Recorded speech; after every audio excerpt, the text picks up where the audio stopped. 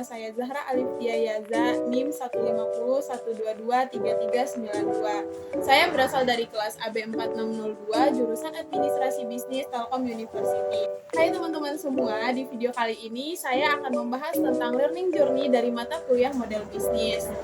Nah, apa sih yang dimaksud dengan learning journey? Learning journey adalah sebuah pendekatan pembelajaran yang efektif untuk meningkatkan pengetahuan, keterampilan, dan pengalaman.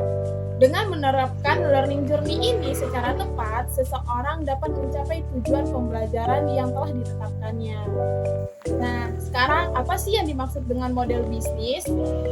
Model bisnis adalah mata kuliah yang mengajarkan tentang prinsip-prinsip dan konsep dari model bisnis. Model bisnis juga membahas tentang elemen-elemen dasar seperti produk, pasar, dan rantai nilai serta pendapatannya. Serta di model bisnis juga membahas tentang macam-macam jenis model bisnis yang ada dan cara memilih model bisnis yang tepat untuk bisnis tertentu. Model bisnis juga memiliki beberapa manfaat. Yang pertama yaitu memudahkan para perencana dan pengambil keputusan dalam melihat komponen-komponen bisnisnya secara logis. Yang kedua adalah membantu menguji konsistensi hubungan antara komponennya. Yang ketiga adalah membantu menguji pasar dan asumsi yang digunakan ketika mengembangkan bisnis. Yang keempat adalah menunjukkan seberapa radikal perubahan yang terjadi dan mengetahui konsekuensi dari perubahan tersebut. Di mata kuliah model bisnis ini, saya juga mempelajari banyak hal, seperti yang pertama yaitu bisnis model kanvas atau BMC. Bisnis model kanvas atau BMC adalah sebuah alat atau kerangka kerja yang digunakan untuk merencanakan, menggambarkan, dan menganalisis model bisnis suatu perusahaan secara komprehensif. BMC sendiri terdiri dari 9 blok utama yang mewakili aspek-aspek kunci dari suatu bisnis. Blok-blok ini mencakup elemen-elemen seperti yang pertama yaitu konsep customer segment, konsep customer relationship, konsep channels, konsep value proposition, konsep revenue stream, konsep key activities, konsep key resource, dan konsep key partnership. Konsep cost structure dengan menggunakan bisnis model kanvas, pengusaha atau perencana bisnis dapat dengan jelas mengidentifikasi bagaimana elemen-elemen ini saling terkait satu sama lain dan berkontribusi terhadap model bisnis secara keseluruhan. Hal ini membantu dalam memahami bagaimana sebuah bisnis menghasilkan nilai, menjalin hubungan dengan pelanggan, mengelola sumber daya, dan menciptakan keberlanjutan finansial. BMC biasanya digunakan sebagai alat untuk merencanakan strategi bisnis, berinovasi, atau merevisi model bisnis yang ada. Yang kedua yaitu Empathy Map Canvas. Empathy Map merupakan sebuah tool yang dapat membantu kita dalam memahami pengguna dari produk. Biasanya peta empati ini digunakan untuk proses design thinking terutama di tahap empatis.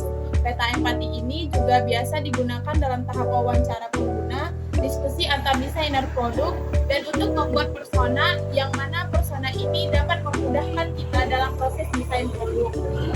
Yang ketiga yaitu Value Proposition Canvas. Value Proposition Canvas atau VPC dikembangkan oleh Alexander Osterwalder yang merupakan sebuah bisnis model tool yang dapat membantu sebuah perusahaan atau organisasi untuk mengenal lebih dalam bagaimana produk atau jasa yang akan dibuat atau dikembangkan serta menghubungkannya dengan keinginan pasar sehingga dapat tercipta value untuk memenuhi kebutuhan dan keinginan dari konsumen. Tools ini terdiri dari dua bagian, yaitu yang pertama adalah Customer Profile dan Value Map. Customer Profile dapat membantu mendeskripsikan keinginan pengguna, sedangkan Value Map dapat memperjelas nilai dari produk atau jasa yang kita bikin. Tools ini terdiri dari dua bagian, yaitu yang pertama adalah Customer Profile dan Value Map. Customer Profile dapat membantu mendeskripsikan keinginan pengguna, sedangkan Value Map dapat memperjelas nilai dari produk atau jasa yang kita bikin. Value Proposition Canvas memiliki tujuan akhir yaitu menentukan apakah produk atau jasa yang dikembangkan atau diciptakan ini dapat menjawab permasalahan-permasalahan yang ada di bagian Customer Profile. Selanjutnya adalah Tools atau TWOS Analysis. Selanjutnya adalah TOWS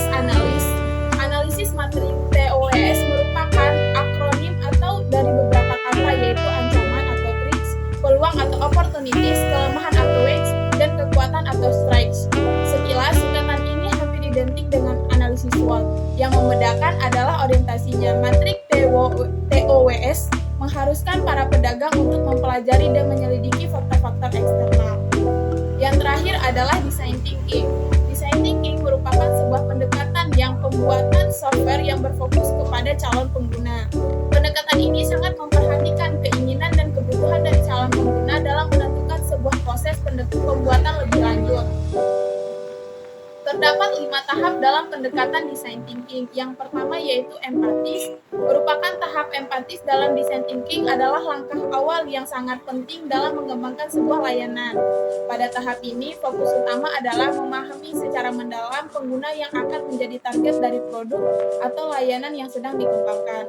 Tahap empatis dapat dijelaskan sebagai proses pendalaman untuk memahami dan merasakan secara empati kebutuhan, keinginan, serta tantangan yang dihadapi oleh pengguna yang akan menjadi target dari jasa atau produk yang dibuat. Pendekatan ini menggunakan interaksi langsung dengan calon pengguna atau konsumen melalui dialog mengenai desain yang diinginkan atau sampel dan contoh desain atau bahkan melalui penyesuaian terhadap desain atau produk yang ada.